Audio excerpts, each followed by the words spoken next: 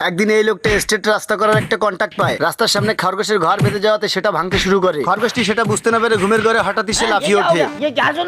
সে ঘুমের ঘরে উঠে কিছু বুঝতে না পেরে সে ভাবে কল থেকে পানি পড়ার কারণে ঘরটি কাঁপতেছে। সে উঠে গিয়ে সেটাকে বন্ধ করে দিয়ে আবারও এসে শুয়ে পড়ে। হঠাৎই তার গায়ের উপরে কিছু মাটি এসে পড়ে।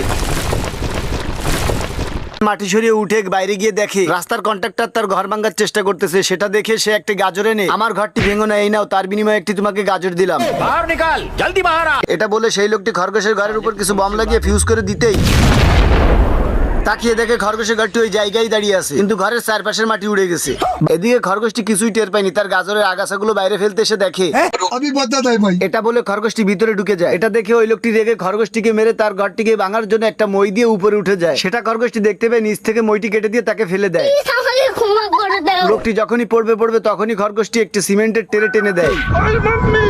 তারপর লোকটি রেগে গিয়ে হেলিকপ্টারে বম নিয়ে এসে খরগোশটির ঘরের ভিতরে মারতে থাকে। আর এদিকে খরগোশটি মনের আনন্দে কি করতেছে দেখেন।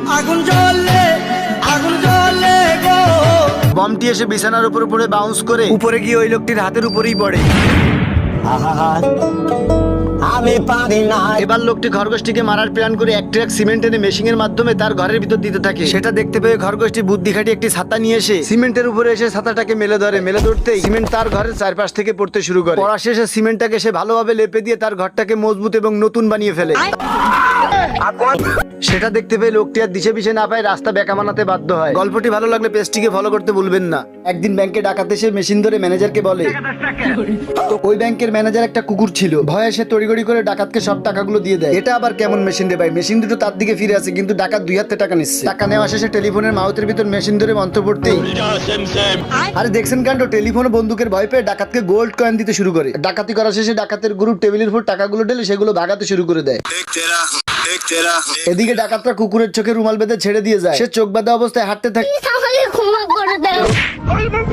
পড়তে সে বলে ওঠে, তারপর কুকুরটা চাকরি হারিয়ে পাগল হয়ে ইঁদুরকে খাওয়াতে শুরু করে। আর এদিকে এই শালার ডাকাতগুলো একটার পর একটা ব্যাংক ডাকাতি করেই যাচ্ছিল। ডাকাতি করতে করতে তাদের ডাকাতি সদস্য অনেক বেড়ে যায়।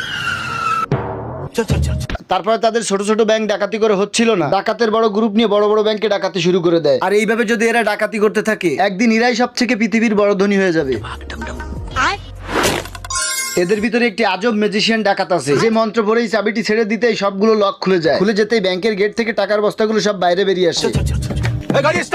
টাকা নিয়ে চলে যেতেই পরের দিন প্রত্যেকটা ইন্টারন্যাশনাল নিউজে তারা চলে আসে। এদিকে কুকুরটা ব্যাংকের চাকরি যাওয়ার পরে পুলিশের চাকরি নেয়। ডাকাতি করার জন্য ডাকাতের সর্দার একটা ডাকাতকে পুলিশকে পাহারা দিতে পাঠায়। দেখছো তোমার লে কত বড় ফুকনিটা রাইখা দিছে। আর এইটা আমার ভুল হয়েছে, ক্ষমা করে দেন। কুকুরটা তাকে ধরে থানায় বন্দি করে ভাবতে থাকে ডাকাতের গ্রুপটাকে কিভাবে ধরবো। এদিকে ডাকাতেরা টাকা পয়সা নিয়ে তাদের পুরনো আস্থানায় লুকাতে যায়। ভিডিওটির পরের পার্ট দেখতে চাইলে অবশ্যই পেজটিকে ফলো দিয়ে দিন। একদিন ডাকাত জাহাজটিকে লুট করার জন্য খরগোশটিকে নেমে যেতে বলে খরগোশটি তাকে বলে, আমার ওয়াইফ সাথে হাওয়া খাচ্ছে, আমি তাকে না নিয়ে যাবো না। সে কথা শুনতেই ডাকাতটি রেগে ঘাড় ধাক্কা দিয়ে পাইপের ভিতর ঢুকিয়ে দেয়। খরগোশটি পাইপের ভিতর থেকে বেরিয়ে সমুদ্রে গিয়ে পড়ে। তারপর খরগোশটি রেগে বলতে শুরু করে, साले को बम से उड़ा दूंगा एक बार हाथ में आ जाए। এই কথাটি শুনতেই ডাকাত ভাব নিতে নিতে বলতে থাকে। এটা বলে ঘুরে সামনের দিক তাকাতেই খরগোশটির মাল দেখতে পায়। এই কথা বলেই দৌড়ে গিয়ে তাকে প্রপোজ করে। প্রপোজ করতে খরগোশের ওয়াইফ তাকে মারতে শুরু করলে ডাকাতটি তাকে বলে, এই জাহাজটি তোমার জন্য ডাকাতি করেছি। সে কথা শুনতেই মাল জাহাজ চালাতে চাইলে ডাকাত তাকে চালাতে দেয়। এই সারছে কাম, এইভাবে যদি জাহাজ চালাই সমুদ্রের মাছ সব স্টক করে মারা যাবে। এবার ডাকাতটি ভাবছে জাহাজ পেয়ে মনে হয় মালটি পটে গেছে। এটা ভেবে আবারও প্রপোজ করতে গেলে সেটা শুনে খরগোশ রেগে জাহাজটিকে ব্রেক করে ডাকাতকে সমুদ্রে ফেলে দেয়। সমুদ্রের ভিতর থেকে একটা কুমির এসে তাকে বলে, কুমিরের ভয়ে ডাকাতটি তড়িঘড়ি করে উপরে উঠে এসে মনে মনে ভাবতে থাকে, মালটিকে পকাতে গেলে খরগোশটিকে উল্টাপাল্টা বুঝিয়ে ওর থেকে আলাদা করতে হবে। এটা ভেবে খরগোশটিকে ডাকতে শুরু করে। খরগোশটি ডাকাতটিকে উপরে আসতে বললে দৌড়ে ডাকাতটি এসে তাকে বলে, দর্শক আপনারা কি ভাবছেন খরগোশটা বোকা? খরগোশটা এতটাও বোকা না, তার বউকে ডাকাতের হাতে তুলে দেবে। প্লিজ আমাকে ক্ষমা করে দাও। हवा निकल गई।